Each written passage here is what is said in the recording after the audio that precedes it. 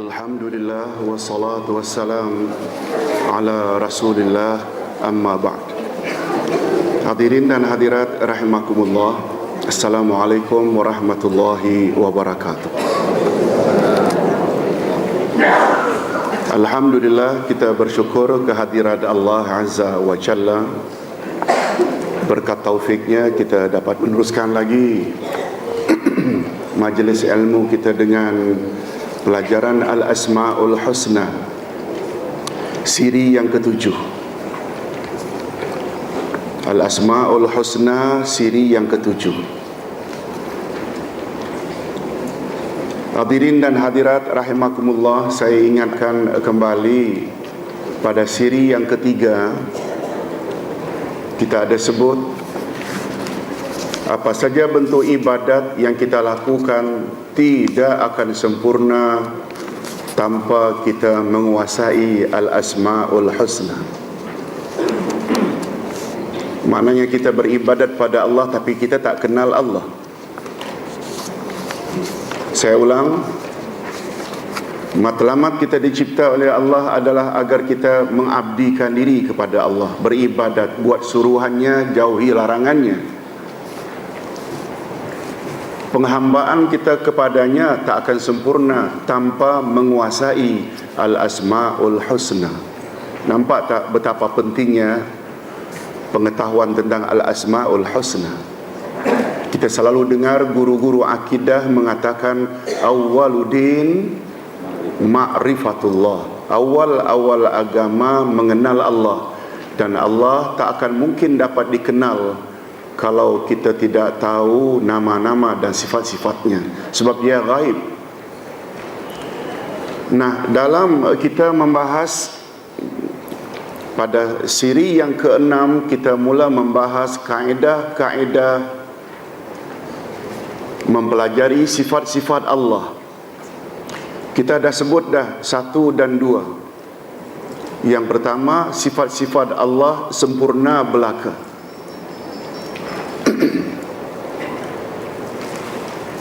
Begitulah seterusnya. Pada pelajaran hari ini kita masuk ke kaedah ketiga.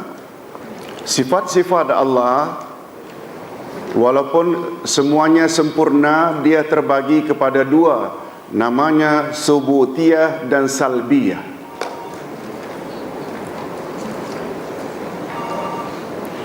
Atau dengan bahasa yang lebih popular, orang awam mudah faham, sifat isbat dan sifat nafi.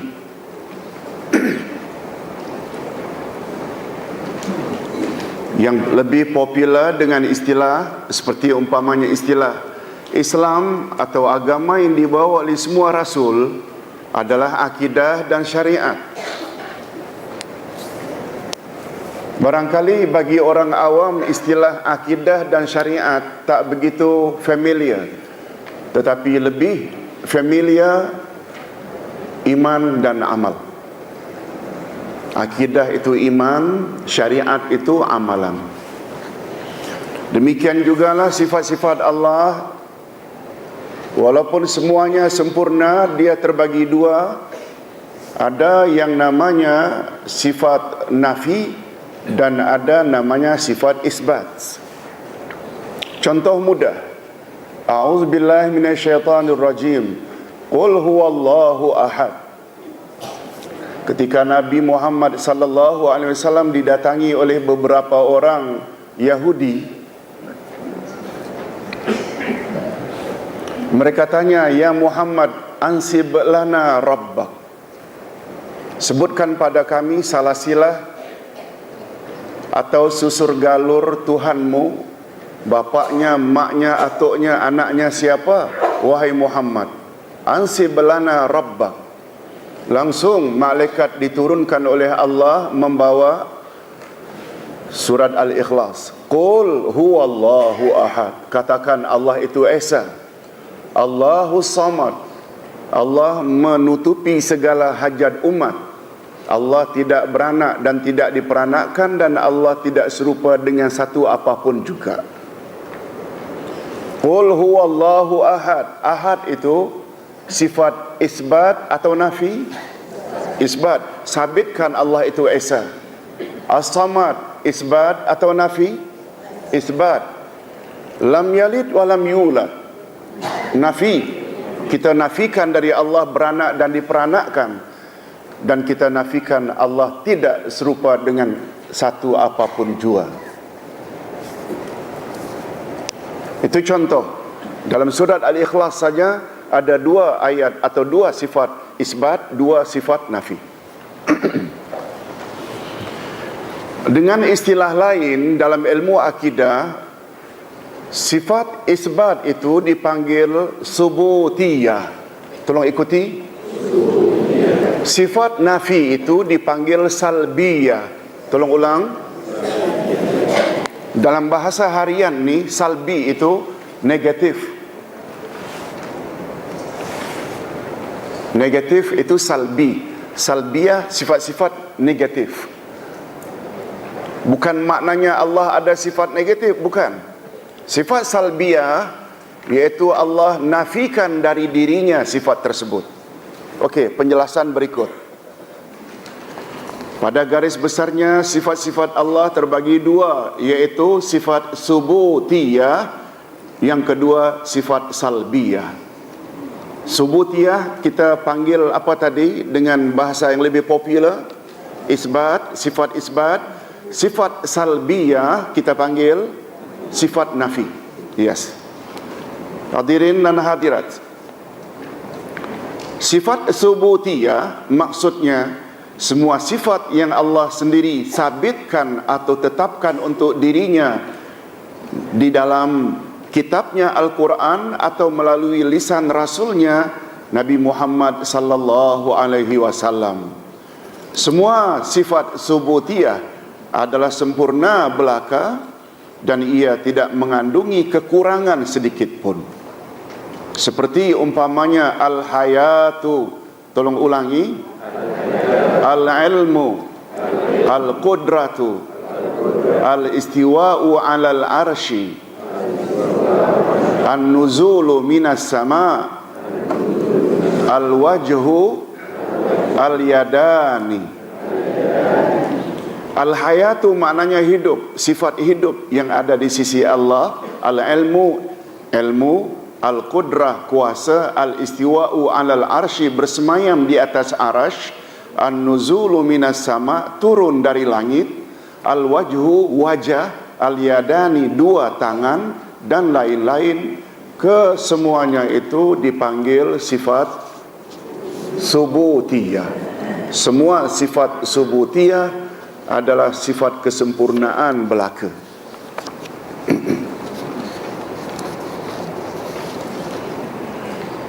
Kita wajib mengisbatkan atau menetapkan sifat-sifat tersebut bagi Allah secara hakiki. Secara hakiki. Lawan hakiki majazi. Majazi maknanya kiasan. Secara hakiki, apa makna hakiki? Secara sebenar-benarnya. Kalau Allah mengatakan ia ada wajah, yakin tak kita Allah memang ada wajah? Itu maksudnya. Kalau Allah mengatakan di dalam Al-Quran dia ada 2 tangan, al-yadani, kita percaya tak Allah sememangnya ada 2 tangan? Cuma tangannya tak sama dengan tangan kita. Apalagi Nabi menjelaskan kedua-dua tangan Allah adalah kanan belaka, tak ada kiri. Lagi confuse kita.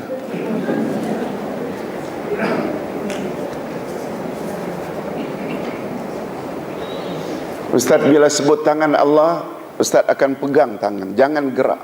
Begitu amalan ulama akidah zaman silam. Dia tidak akan bercakap macam biasa, tangan ditahan. Bimbang audience salah faham. Oleh sebab itu hadirin dan hadirat, kita hendaklah sabitkan sifat salbiyah apa adanya, iaitu secara hakiki, menurut cara yang layak dengan dan sesuai dan menurut cara yang layak dan sesuai dengan keagungannya, berdasarkan dalil sam'i. Sam'i maknanya dalil pendengaran, dan dalil akli iaitu logika. Dalil sam'i, hadirin dan hadirat, lebih popular di dalam masyarakat kita dalil nakli. Ada dalil akli, itu akal. Nakli maknanya sama dengan sam'i. Cuma dari sudut bahasa, sam'i dalil yang kita ketahui melalui apa yang kita dengar. Sama. Nakli dari kata nakal, bukan anak nakal. Kalau kita pergi umrah, lihat dalam atau di dinding bas an-naql al-jama'i, maknanya public transportation, pengangkutan awam, an-naqlu. Nah, hadirin dan hadirat, sebenarnya istilah nakal ini kita dah biasa.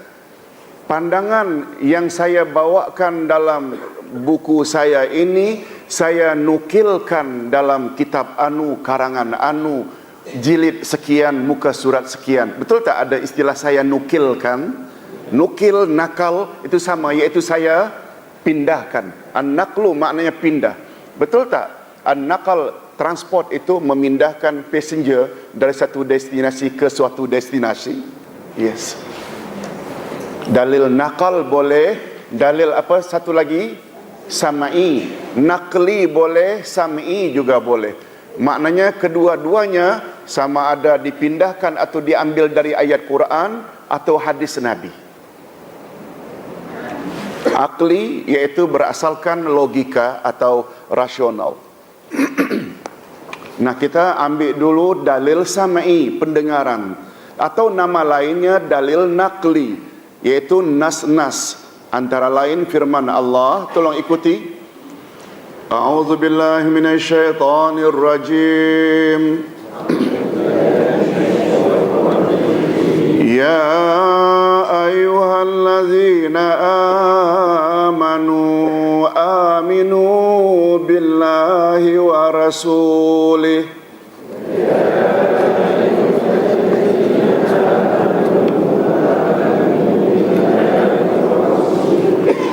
Wal kitabil ladzi nazzala ala rasulih.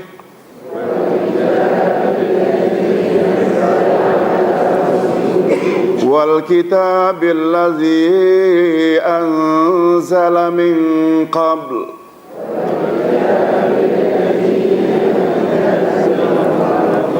Wa man yakfur billahi wa malaikatihi wa kutubihi wa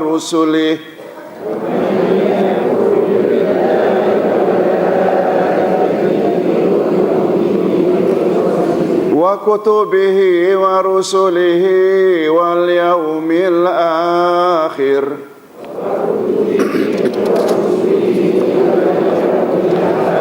faqad dhalla dhalalan ba'ida.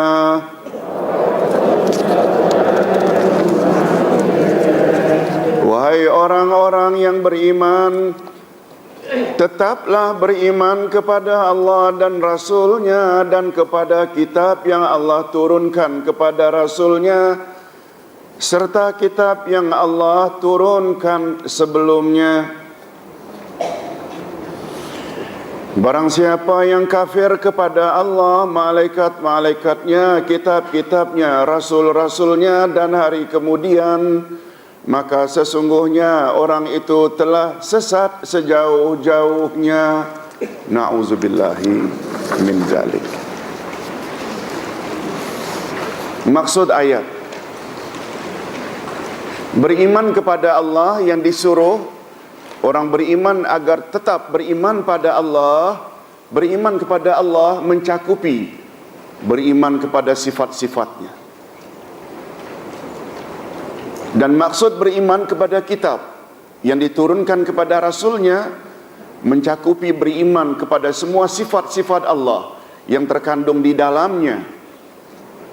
Maksud beriman kepada Nabi Muhammad sallallahu alaihi wasallam sebagai rasulnya mencakup beriman kepada semua perkhabaran daripadanya yang datang dari Tuhannya, yakni Allah Azza wa Jalla.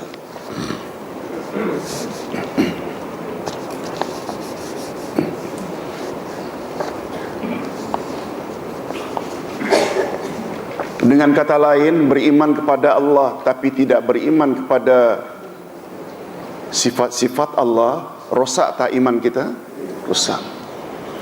Beriman kepada Al-Quran tetapi statement dalam Al-Quran tentang sifat-sifat Allah kita nafikan, juga rosak. Beriman kepada Nabi Muhammad sallallahu alaihi wasallam tapi apa yang Nabi sebut tentang sifat-sifat Allah kita tolak, rosak. Rasul ada tak sebut bahawa pada sepertiga akhir malam Allah turun ke langit dunia? Hadis sahih riwayat Imam Bukhari. Kita percaya tak Allah memangnya turun? Memang turun. Setengah umat Islam memahami turun itu rahmat Allah, bukan Allah yang turun. Ini beza. Kita yang berpahaman Ahlus Sunnah wal Jamaah yang sebenar-benarnya, percaya tak Allah memang turun? Percaya tak Allah bersemayam di atas arasy? Ketika Allah turun sepertiga akhir malam, Allah berada di mana?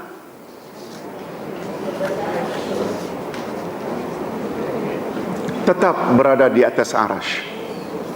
Di sini bezanya. Jam 9 hingga jam 1 Agung berada di singgasananya. Jam 1 hingga jam 2 beliau bersantap, berada di bilik santapan. Betul tak ketika berada di bilik santapan Agung sedang tidak ada di atas singgasananya? Itu Agung, itu Sultan. Allah tidak. Allah bersemayam di atas arasy-Nya. Walaupun dia turun sepertiga akhir malam ke langit dunia, dia tetap berada di atas arasy-Nya. Macam mana? Pertanyaan macam mana itu yang tak boleh.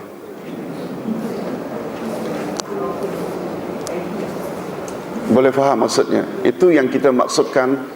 Kita hendaklah katakan sifat Allah itu secara hakiki. Itu dalil sam'i, atau nama lainnya dalil apa tadi? Naqli. Dalil sam'i sama dengan dalil naqli. Adapun dalil akli, yaitu logika, minta maaf ada salah tulisan. Dalil akli atau dalil akal berdasarkan logika ialah Allah Subhanahu wa taala mengkhabarkan tentang dirinya bahwa dialah yang lebih mengetahui tentang dirinya jika dibandingkan dengan selainnya.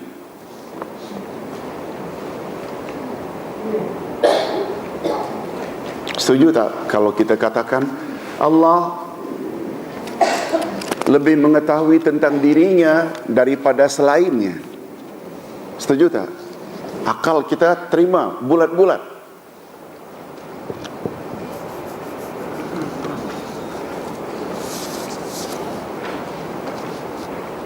Sebagaimana kata-kata seorang khalifah yang adil, Umar bin Abdul Aziz.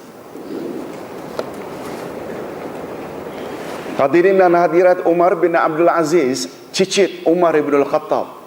Beliau adalah khalifah Ar-Rashidin yang kelima. Yang popular kan 4. Abu Bakar, Umar, Uthman, Ali, berturut-turutan. Tetapi karena keadilannya, beliau digolongkan oleh setengah ulama Ahlus Sunnah wal Jamaah sebagai Khalifah Ar-Rashidin yang ke-5. Walaupun setelah 60 tahun kemudian. Ali terbunuh tahun 40-an. Umar bin Abdul Aziz memerintah 2 tahun saja. 99 meninggal karena diracuni 101. Betul tak 60 tahun? 40 Ali yang terakhir, Khalifah Ar-Rashidin. Kemudian ada Khalifah Umayyah Abbasiyah Tahun 99, 2 tahun saja, karena adilnya beliau diracun oleh musuh-musuh Islam. Karena adilnya, beliaulah yang apabila buat kerja-kerja tugas kerajaan gunakan minyak dari biaya kerajaan, bila istrinya datang untuk bincang perkara rumah tangga, ditutup pelita ini, pakai pelita lain yang digunakan dari minyak duitnya sendiri. Ada tak hari ini? Tak usah tanyalah.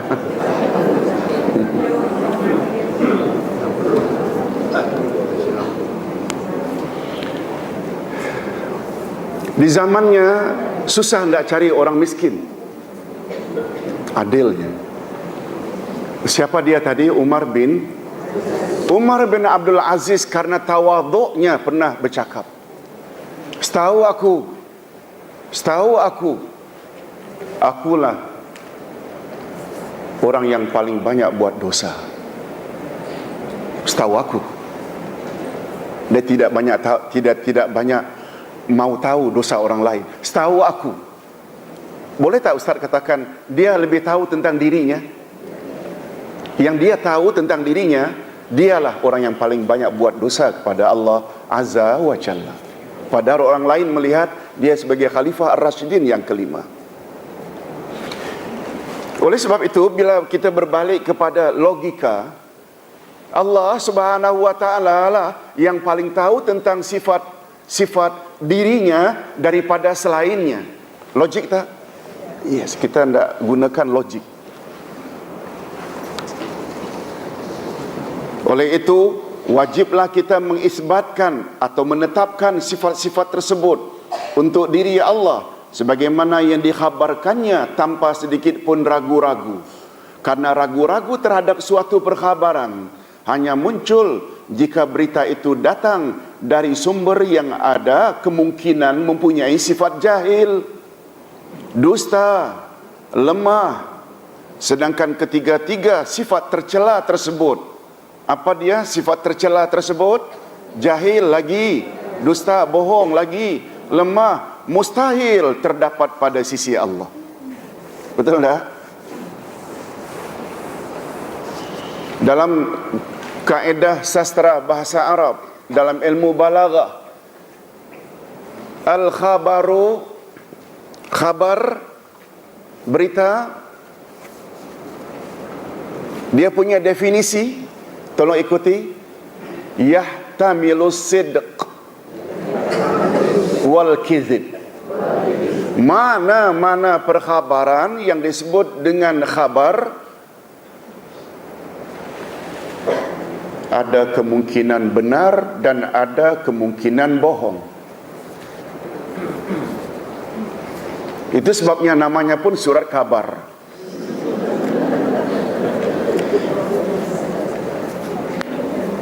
Itu pun sebabnya di televisyen pun namanya akhbar. Akhbar, kita tak kata semuanya bohong. Kita juga tidak boleh katakan semuanya benar. Definisi al-khabaru, titik 2, yahtamilu sidqi wal kizib.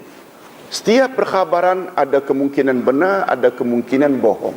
Oleh sebab itu, kita orang beriman berdasarkan ayat 6 dari surat At-Tahrim.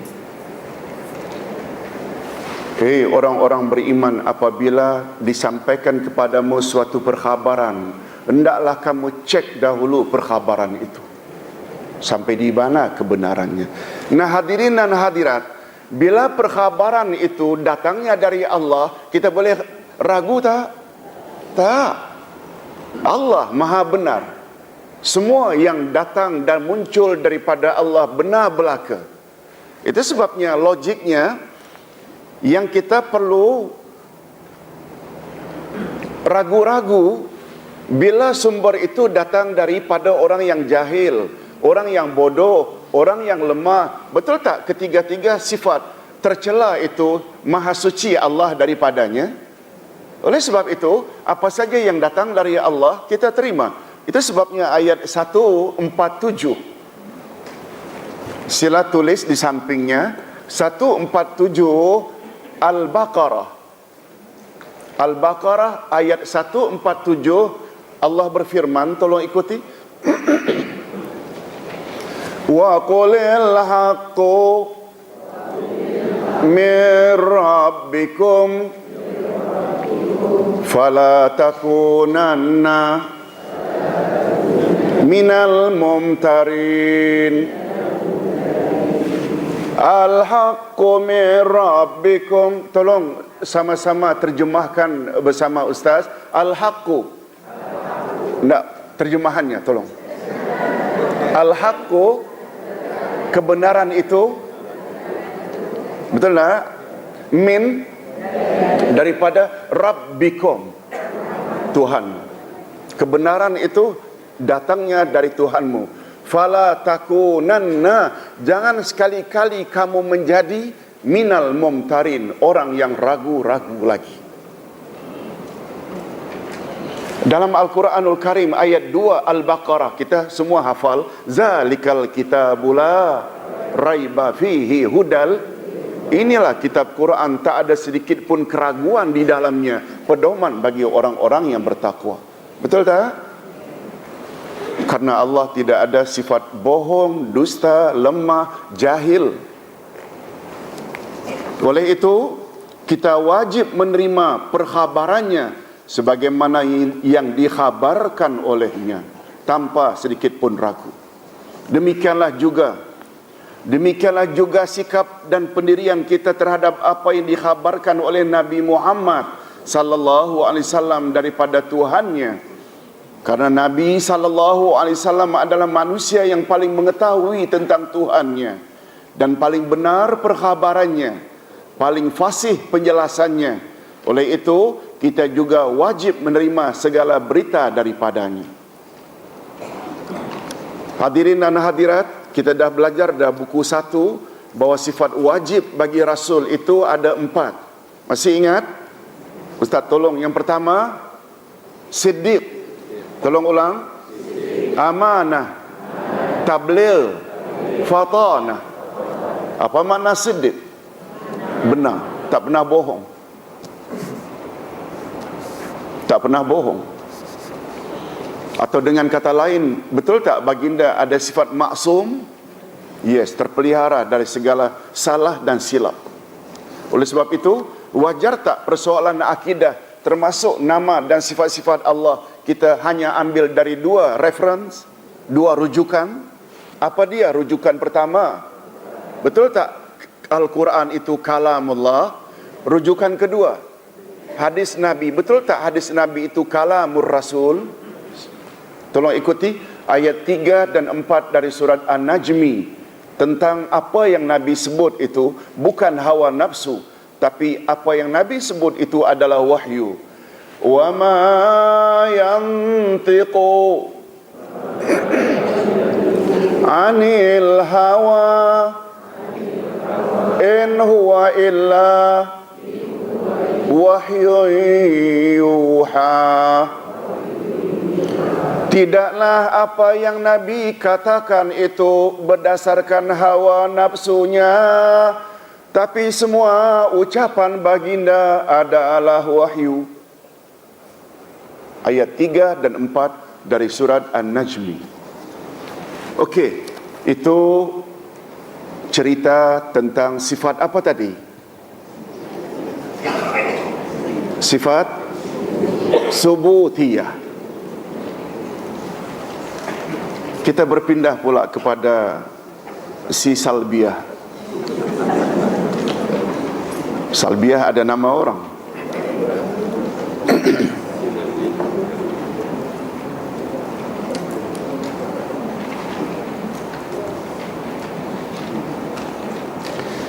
Maksudnya, sifat salbiyah maksudnya semua sifat yang Allah Subhanahu wa taala menafikannya dari dirinya sebagaimana termaktub di dalam kitabnya Al-Quran dan melalui lisan Rasulnya sallallahu alaihi wasallam. Semua sifat salbiyah adalah sifat-sifat kekurangan belaka pada hak Allah. Seperti, tolong ikuti, al-maut, an-naum, al-jahlu, an-nisyan, ad-da'fu, at-ta'ab. Al-mautu maknanya mati, an-naumu tidur, al-jahlu bodoh, an-nisyanu lupa, ad-da'fu lemah, at-ta'abu letih, dan lain-lain. Semua sifat itu sifat kesempurnaan atau kekurangan. Lalu sifat-sifat tersebut dinafikan dari sisi Allah. Nah, sifat kekurangan yang kita nafikan dari diri Allah dipanggil sifat apa tadi? Sifat salbiyah. Nama yang lebih familiar atau lebih popular, sifat nafi. Salbiyah sama dengan nafi. Oleh itu, kita wajib menafikan semua sifat salbiyah daripada Allah Subhanahu wa ta'ala sambil mengisbatkan lawannya. Sambil mengisbatkan lawannya. Ini yang Ustaz sengaja miring dan garis bawahi. Ini sangat mustahak. Sebab hadirin dan hadirat, Ustaz jelaskan dulu. Sifat subutiyah tadi,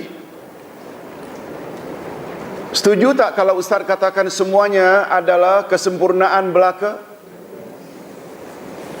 Sifat salbiyah adalah sifat kekurangan. Namun Allah nafikan sifat kekurangan tersebut.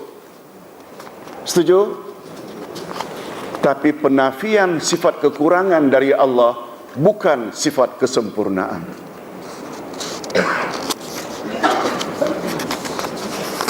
Boleh faham? Walaupun Allah menafikan dia tidak beranak dan tidak diperanakkan, penafian Allah tak beranak bukan sifat sempurna.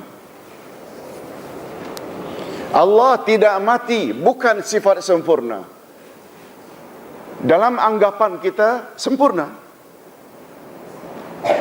Atau ustaz saja yang menuduh?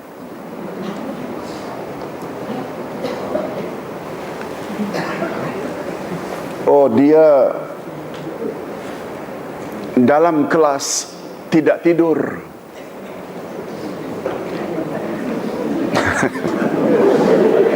Ustaz macam nampak ada orang tidur je, Ustaz. Taklah, ini buat contoh saja. Terbayang oleh kita, dia tak tidur, eloklah itu. Dia jaga, dia konsentrasi. Untuk diri Allah, penafian sifat kekurangan bukan sifat sempurna. Sehingga kita isbatkan lawan yang dinafi. Ni belajar akidah ni memang kena attend kelas. Allah tidak mati. Ada tak? Itu namanya subutiyah salbiyah. Tidak matinya Allah bukan sifat sempurna. Yang sempurna di dalam tidak mati, kita isbatkan lawan mati.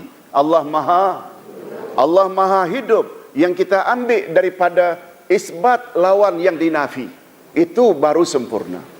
Allah tidak zalim, macamnya sempurna. Ulama akidah kata itu bukan sifat kesempurnaan bagi Allah, sehingga kita sabitkan lawan zalim, iaitu Allah Maha. Boleh faham ya? Gambaran macam itu dulu baru kita jelaskan. Oleh itu kita wajib menafikan semua sifat salbiyah daripada Allah sambil mengisbatkan lawannya, karena maksud sebenar Allah Subhanahu wa ta'ala menafikan sifat-sifat tersebut dari dirinya bukan sekedar penafiannya, tetapi adalah untuk mengisbatkan kesempurnaan lawannya. Mungkin lebih faham sekarang. Okey. Hadirin dan hadirat, penafian sahaja bukanlah suatu kesempurnaan, kecuali jika ia mengandungi makna yang menunjukkan kesempurnaan. Penafian sahaja tidak semestinya membawa makna kesempurnaan, kecuali jika mengandung makna yang menunjukkan kesempurnaan. Nah, bila ditanya mengapa, ini jawabannya. Karena penafian itu ialah sesuatu yang tidak wujud. Betul tak? Kita kata Allah tidak mati. Memang tidak mati itu tidak wujud. Allah tidak zalim. Betul tak? Bagi sisi Allah, tidak zalim itu memang sesuatu yang tidak wujud. Boleh faham? Karena penafian itu ialah sesuatu yang tidak wujud. Dan sesuatu yang tidak wujud itu tidak membawa makna apapun, apatah lagi untuk membawa makna kesempurnaan. Ustaz buat contoh. Tolong ikuti. Wa tawakkal 'alal hayyil ladzi la yamut.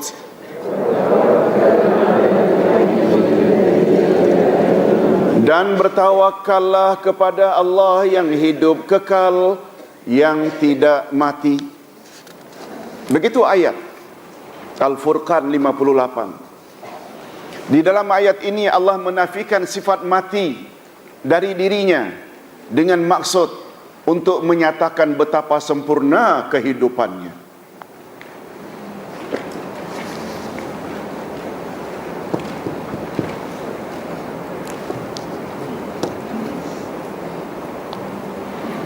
Hadirin dan hadirat sekalian, katakan, Ustaz Abdullah tidak mati. Betul? Tapi di dalam tidak mati itu tidak ada sifat kesempurnaan, sebab beliau bakal mati. Sebelum hidupnya beliau tidak ada. Betul tak? Sifat tersebut tidak ada pada sisi Allah. Betapa sempurnanya tidak mati itu yang mengandung makna betapa sempurna sifat hidupnya Allah. Betul tak? Allah itu wujud, tidak diawali dengan kematian sebelumnya. Betul tak? Kewujudan Allah tak berakhir dengan kematian. Macam itu. Hadirin dan hadirat, tolong ikuti. Wala yazlimu rabbuka ahada. Dan Tuhanmu tidak menganiaya seorang jua pun. Di dalam ayat ini pula Allah menafikan sifat zalim dari dirinya dengan maksud ingin menyatakan betapa sempurna keadilannya. Nah, berikutnya, wa ma kana Allahu liyu'jizahu min syai'.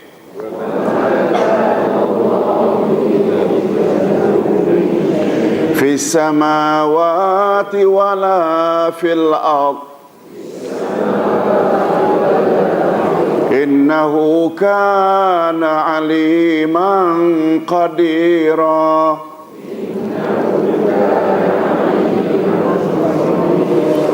Dan tiada sesuatu pun yang dapat melemahkan Allah, baik di langit maupun di bumi. Sesungguhnya Allah Maha mengetahui lagi Maha kuasa.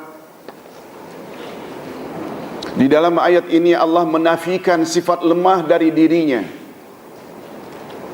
Maka Allah liyu'jizahu.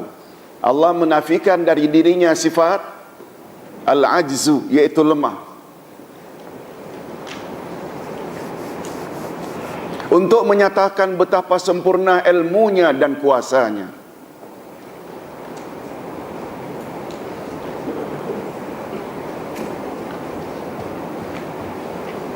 Sebab lemah ini selalu dihubung kaitkan bukan hanya fizikal.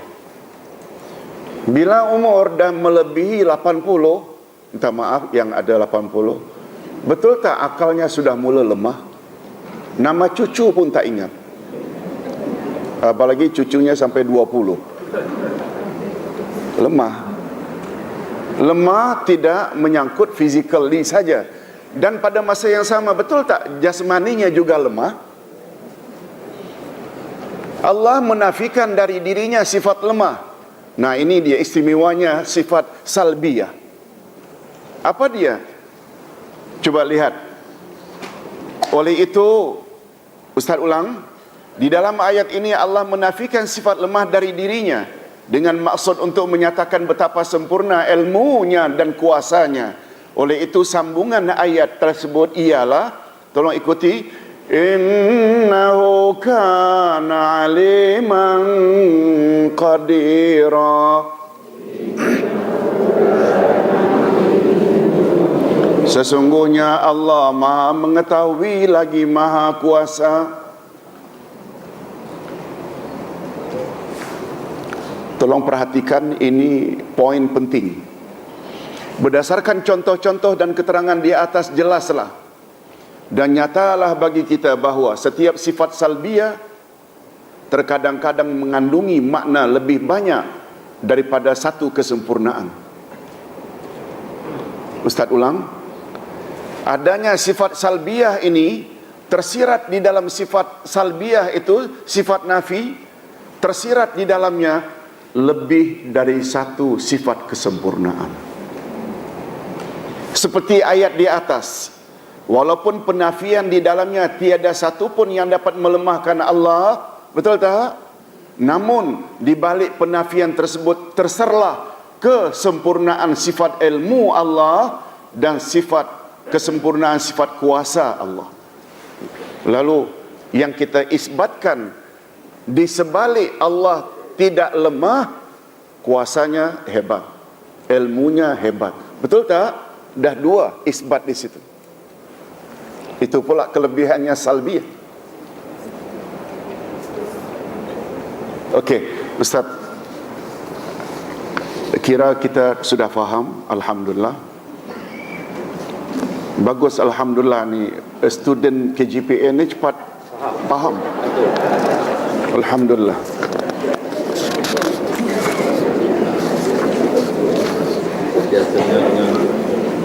Minta maaf ya, kita pakai Ustream ini. Nanti orang-orang luar pula kata kami tak pandai ke Ustaz. Nah, yang luar juga hebat. Pandai buka Ustream pun dah hebat dah. Hadirin dan hadirat, kalau ada saudara mara ya, ajak mereka kalau tak dapat datang ikut Ustream. Dan Ustaz sudah email dalam Facebook ini. Ustaz masukkan dalam Facebook dua-dua nota ini. Mereka boleh print dan boleh ikut macam mereka dalam kelas juga. Nah, hadirin dan hadirat, kita sampai ke kaedah yang keempat. Kaedah yang keempat, sifat subutiyah Allah lebih banyak dari sifat salbiyah. Sifat Allah tadi, kalau secara garis besarnya terbagi berapa? Dua. Pertama, subutiyah. Yang kedua, bila kita compare antara subutiyah dengan salbiyah, mana yang lebih banyak disebut oleh Allah dalam Quran? Subutiyah. Subutiyah yang lebih banyak. Sifat subutiyah adalah sifat kesempurnaan dan terpuji belaka. Semakin banyak sifat subutiyah didedahkan, maka akan semakin nyata pula lah kesempurnaan diri yang disifati, yakni Allah Azza wa Jalla. Semakin banyak sifat subutiyah didedahkan oleh Allah, maka akan semakin sempurna pula lah kesempurnaan diri yang disifati. Siapa yang disifati? Allah Azza wa Jalla.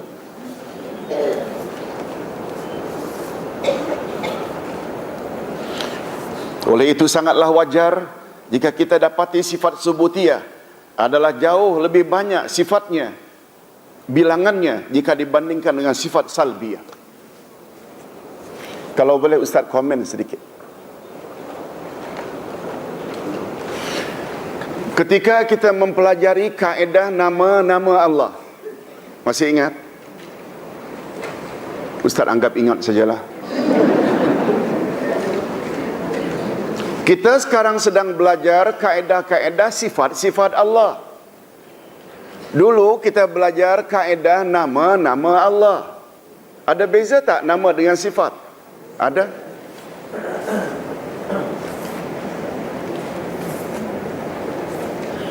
Nama-nama Allah yang paling popular dipanggil Al-Asma'ul Yang paling popular jumlahnya berapa? Salah satu kaedah belajar nama-nama Allah, di dalam setiap nama Allah ada tersirat sifat Allah. Al-Mutakallim, Allah berkata-kata, dalamnya ada sifat kalam. Nama Allah Al-Alimu, di dalamnya ada sifat Al-Ilmu. Nama Allah As-Sami'u, Maha mendengar, sifat di dalamnya As-Sam'u. Nama Allah Al-Hayyu, Maha hidup, sifat yang ada di dalamnya hayat, hidup. Dari 99 nama Allah tersebut, di situ saja sudah ada berapa nama sifat-sifat Allah? 99 pula. Boleh tak Ustaz katakan semua sifat Allah yang tersirat di dalam Al-Asma'ul Husna semuanya subutiyah atau salbiyah? Sekali lagi. Oleh sebab itu, mengapa hanya batasi sifat subutiyahnya 20? Jangan jawab. Ini hanya pertanyaan ingin meragukan saja. Oh, pertanyaan yang bagus ke Ustaz. Kemana 79 sifat-sifat subutiyah Allah awak campak? Betul tak dalam masyarakat masih lagi belajar sifat 20? 20 dari sejak lahir hingga mati. Tak mau tahu tentang 79 sifat Allah. Sedangkan semakin banyak sifat subutiyah kita ketahui, betul tak? Semakin hebat diri yang disifati.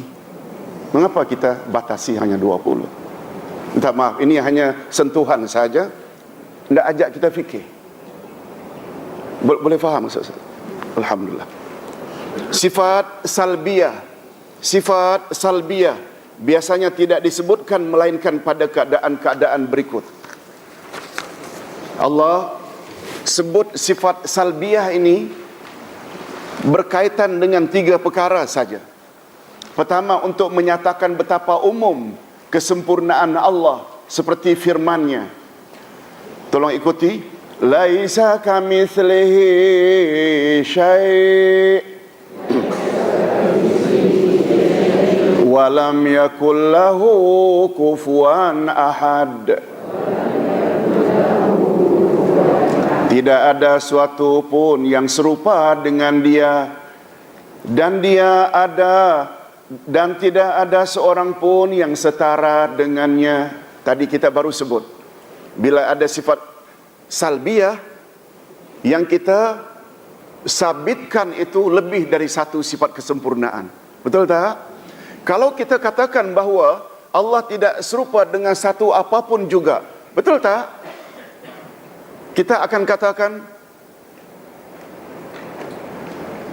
betapa hebat betapa hebat pendengarannya, betapa hebat penglihatannya, betapa hebat ilmunya, betapa hebat hidupnya, betapa hebat. Sebab yang kita nafikan dia tak serupa dengan satu apapun juga. Betul tak? Menunjukkan yang kita sabitkan itu sungguh banyak. Itu satu. Yang kedua, untuk menafikan dakwaan golongan yang mendustakan Allah, seperti firman-Nya, andau lirrahmani walada wa ma yanbaghi lirrahmani an yattakhiza walada.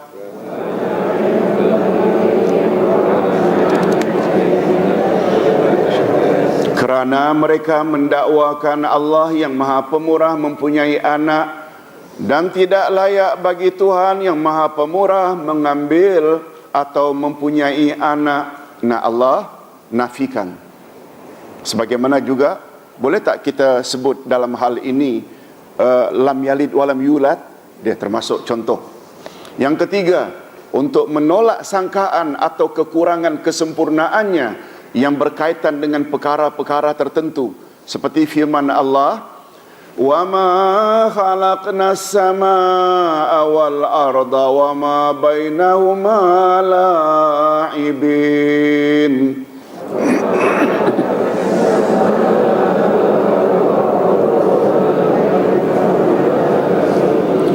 Dan tidaklah kami ciptakan langit dan bumi dan segala yang ada antara keduanya dengan bermain-main. Allah nafikan tuduhan itu. Walaqad khalaqnas samawati wal arda wa ma bainahuma fi sittati ayyam.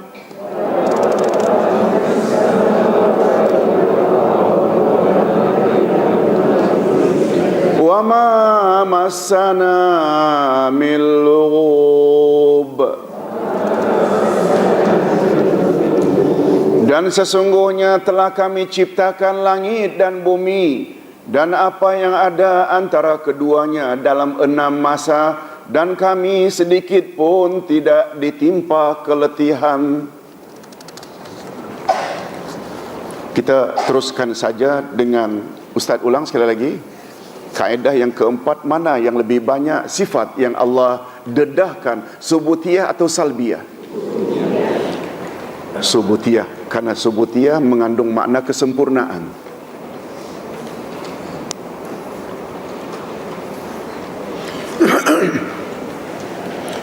Sedangkan sifat subutiyah pula, dia hanya disebut oleh Allah bila berjumpa dengan 3 kes, sebagaimana yang kita sebutkan tadi.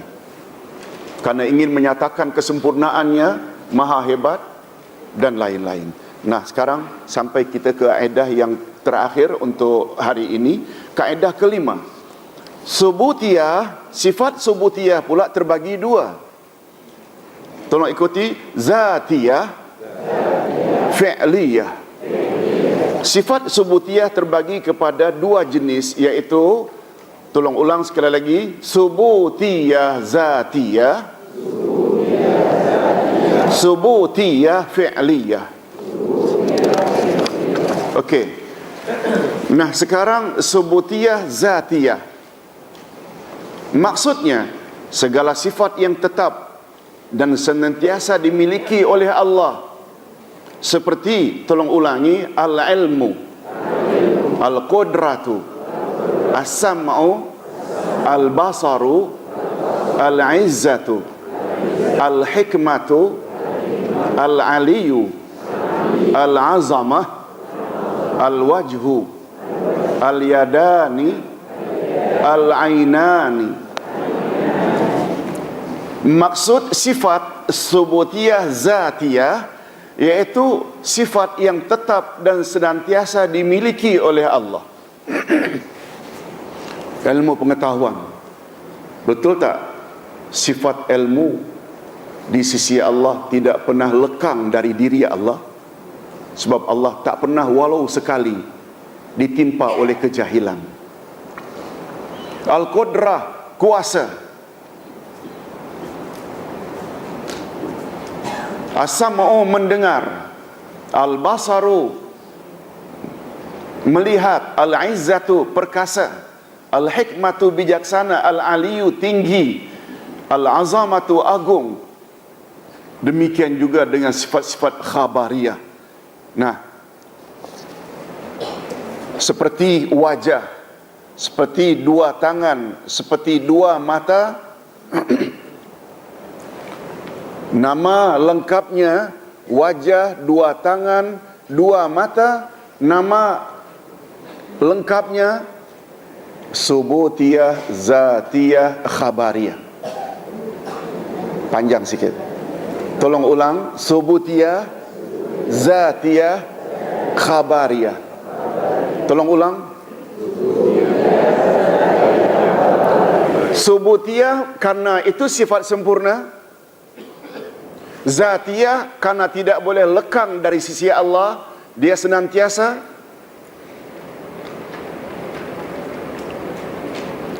Dan kalau boleh kita tambah sedikit, sifat yang tidak memerlukan kehendak. Dan satu lagi, khabariyah, maknanya sifat itu kita dapati melalui perkhabaran. Allah ada wajah, Allah ada mata, Allah ada tangan, itu kita ketahui melalui perkhabaran. Itu sebabnya dia dipanggil khabariyah. Okey.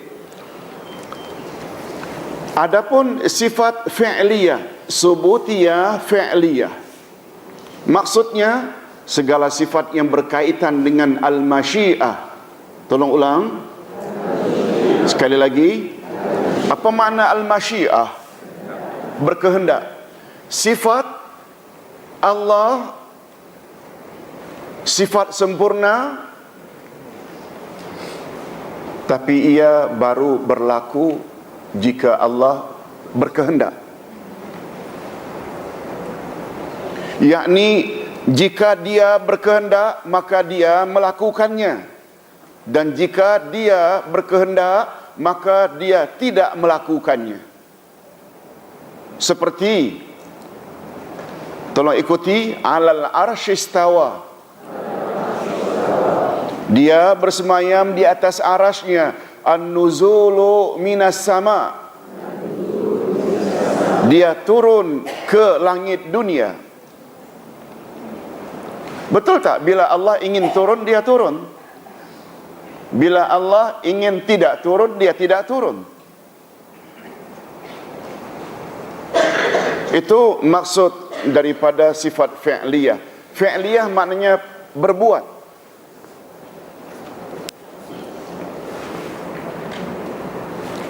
Hadirin dan hadirat, kalau Ustaz beri sedikit gambaran. Imam Al-Qurtubi menyebut, bila dua nama Allah kita sebut, macam kita sebut Al-Asma'ul Husna seluruhnya. Bila dua nama Allah kita sebut, kita panggil sebelum memohon, macam kita memohon dan memanggil Allah dengan 99 nama, yaitu Ya Hayyu Ya Qayyum. Tolong ulang. Itu sebabnya dua nama Allah tersebut terdapat di dalam penghulu semua ayat-ayat Al-Quran. Ayat apa itu? Ayat apa itu? Ayatul Kursi. Allahu la ilaha illa huwal hayyul qayyum. Penjelasan Imam Al-Qurtubi, bila kita sebut Al-Hayyu, seolah-olah kita sebut seluruh sifat zatiyah. Bila kita sebut Ya Qayyum, seolah-olah kita telah sebut semua sifat fi'liyah. Ustaz nak jelaskan dulu makna Al-Hayyu. Al-Hayyu, apa makna wahai yang maha?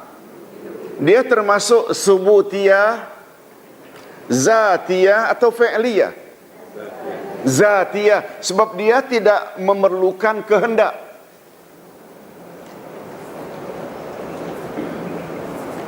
Allah boleh tak bila dia berkehendak hidup, dia hidup. Bila dia berkehendak mati, dia mati. Subhanallah. Ada tak? Ada tak? Setuju tak kalau Ustaz katakan hidup itu senantiasa di sisi Allah? Tidak lekang sifat itu dengan Allah. Ia tidak memerlu kepada kehendak. Boleh faham tak?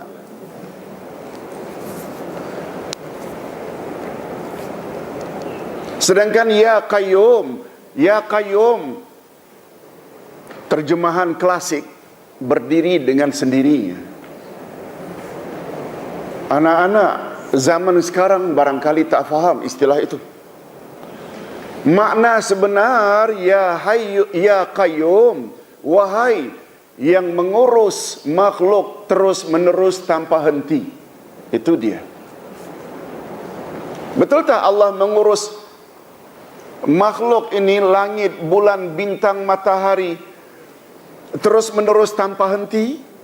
Berhenti sesaat saja boleh kiamat kalau Allah tak urus.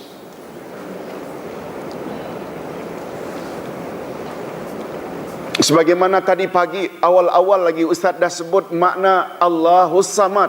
As-Samad termasuk subutiyah tak? Atau salbiyah? Terjemahan klasik, Allahu Samad, Allah tempat meminta, itu bukan terjemahan.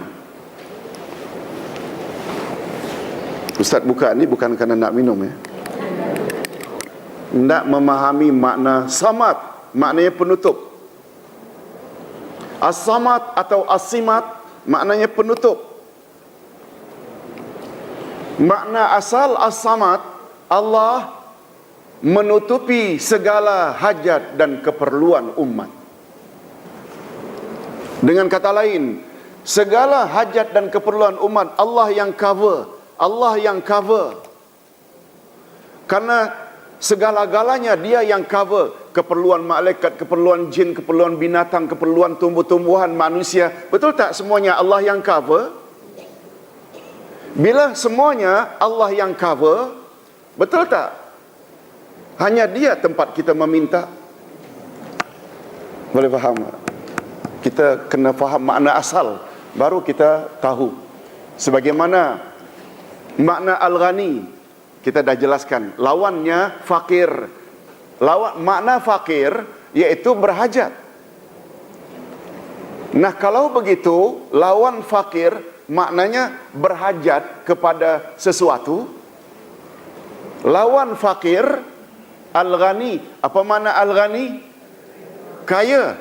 Kalau sekedar kaya, banyak orang mendakwa dia kaya, padahal tak kaya. Makna sebenar Al-Ghani, tidak memerlukan kepada sesiapa. Satu-satunya zat yang punya sifat itu hanya Allah. Nabi Muhammad pun tidak ghani, sebab beliau perlu pada mak bapak untuk zahir di atas muka bumi. Beliau perlu tak juga makan, minum, tidur? Yang ada sifat Al-Ghani hanya Allah. Macam mana orang-orang jutawan itu dikatakan kaya? Mereka makan nasi bukan tanam sendiri. Mereka makan ikan perlu tak kepada nelayan? Mereka juga selalu sakit, perlu kepada doktor. Macam mana katakan kaya? Maksud Ustaz, memahami sesuatu itu mustahak tak? Baru nampak dan terserlah betapa hebatnya Allah Azza wa Jalla. Okey, Ustaz ulang sekali lagi. Bila kita sebut Al-Hayyu, apa tadi makna Al-Hayyu? Wahai yang maha hidup. Seolah-olah kita menyebut semua sifat subutiyah yang zatiyah atau fi'liyah. Zatiyah sebab sifat zatiyah tak memerlukan kepada kehendak. Dia tak boleh pisah. Contoh mudah, kita boleh buktikan sendiri. Hadirin dan hadirat, Ustaz hidup ke mati? Alhamdulillah. Ustaz boleh tak berkata-kata? Ustaz boleh tak melihat? Ustaz boleh mendengar? Ustaz ada ilmu? Semua sifat tersebut sangat tergantung atau bergantung kepada hidup. Ustaz mati, inna lillah, nyawa dicabut, mata tak rosak, malah mungkin terbuka. Tanyalah, berapa ini Ustaz? Berapa ini? Ustaz buat tiada kehidupan, tiada penglihatan. Nampak tak? Antara hidup, antara melihat dengan hidup, dua yang tak boleh pisah. Telinga Ustaz tidak rosak, tapi Ustaz tak dengar. Mulut Ustaz, lidah tak rosak, tapi Ustaz tak berkata-kata. Boleh faham ya? Di dalam sifat Ya Hayyu, semuanya sifat zatiyah itu tercakup di dalamnya. Fi'liyah pula maknanya, apa tadi makna asal fi'liyah? Maaf, Al-Qayyum. Mengurus makhluk, jangan lupa, terus menerus tanpa henti. Betul tak itu fi'il? Fi'il Dia mencipta, dia boleh mencipta ini, dia boleh mencipta itu, dia boleh mentadbir ini, dia boleh mentadbir. Semua itu adalah fi'liyah. Seolah-olah bila kita sebut ya qayyum, semua sifat fi'liyah kita sebut di dalam. Boleh faham ya? Ya. Itu sebabnya Nabi dikatakan, Nabi Muhammad sallallahu alaihi wasallam, nama Allah yang paling selalu beliau ucap ketika berdoa adalah ya hayyu ya qayyum. Boleh faham tak falsafah yang ada di dalam ya hayyu ya qayyum? Itu sebabnya kata Nabi, bila awak sedih, gelisah, gundah, gelisah, resah, baca banyak-banyak, tolong ikuti ya hayyu ya qayyum birahmatika astaghith. Wahai yang Allah yang maha hidup lagi maha mengurus makhluk terus menerus tanpa henti, dengan berkat rahmatmu aku mohon dilindungi dari malapetaka. Banyak baca, banyak-banyak, niscaya sedih, gundah, resah, gelisah akan hilang dengan sendirinya. Okey, sedikit lagi penjelasan. Kadang-kadang sifat subutiyah ini ia termasuk ke dalam jenis subutiyah zatiyah jika ditinjau dari satu sudut, dan ia juga subutiyah fi'liyah ditinjau dari sudut yang lain. Umpamanya sifat al-kalam, tolong ulang, maknanya berkata-kata. Sifat ini pada asalnya adalah subutiyah zatiyah, karena Allah Subhanahu wa taala berkata-kata dan senantiasa berkata-kata. Tetapi pada masa yang sama ia juga sifat subutiyah fi'liyah, karena berkata-kata sangat bergantung kepada kehendak Allah. Seperti dia berkata-kata bila dia berkehendak, dia berkata-kata apa yang dia kehendaki. Hakikat ini tergambar dengan jelas di dalam firman-Nya, innama amruhu idza arada syai'an ay yaqula lahu kun fayakun.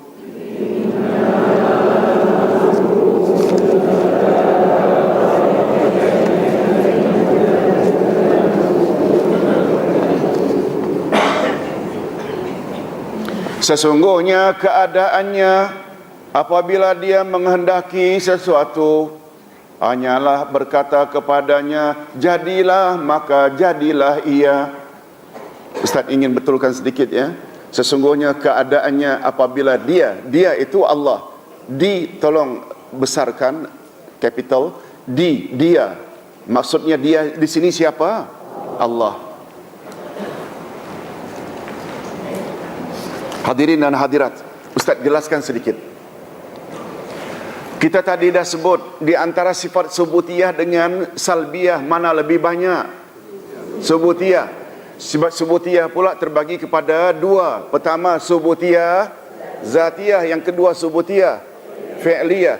Subutiyah zatiyah tak boleh pisah daripada Allah. Dia senantiasa dan tak memerlukan kepada kehendak. Tapi kepada subutiyah fi'liyah dia berasaskan kehendak.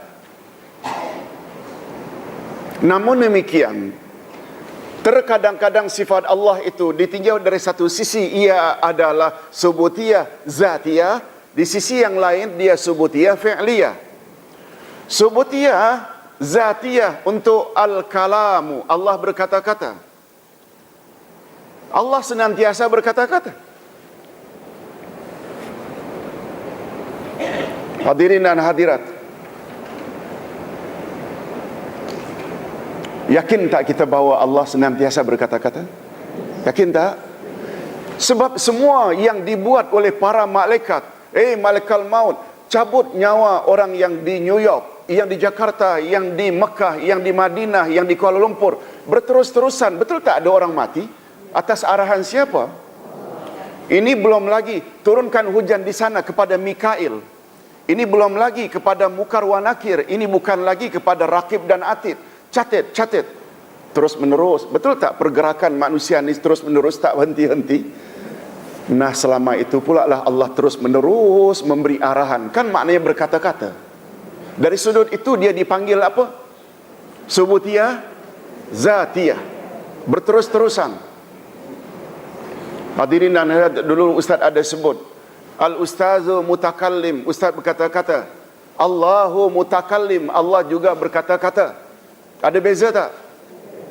Apa bezanya? Dulu kita dah sebut. Yes, biduni tanafus. Dari 1 jam setengah yang lalu, dari 1 jam yang lalu, Ustaz bercakap, entah dah berapa ratus dan ribu kali Ustaz bernafas. Allah berkata-kata tanpa bernafas. Maksud bernafas maksudnya Ustaz tanpa tarik nafas. Kita ni kan bila bercakap, kita wakaf, tarik nafas baru. Bukan berhenti itu, berhenti sakta. Boleh faham istilah tajwid?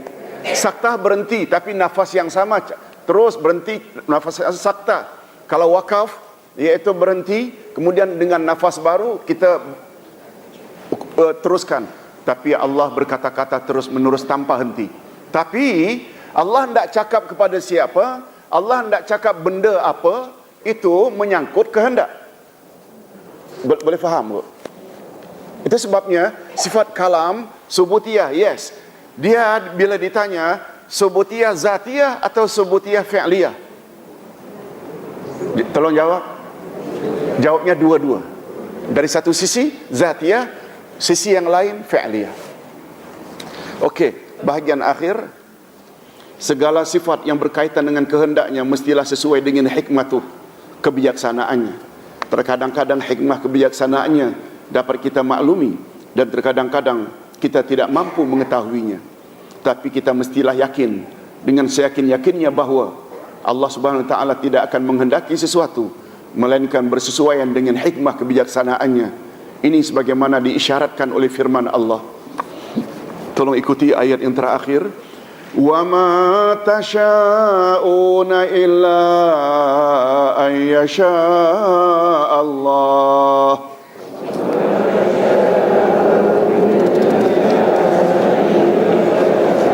Inna Allah kana aliman hakima.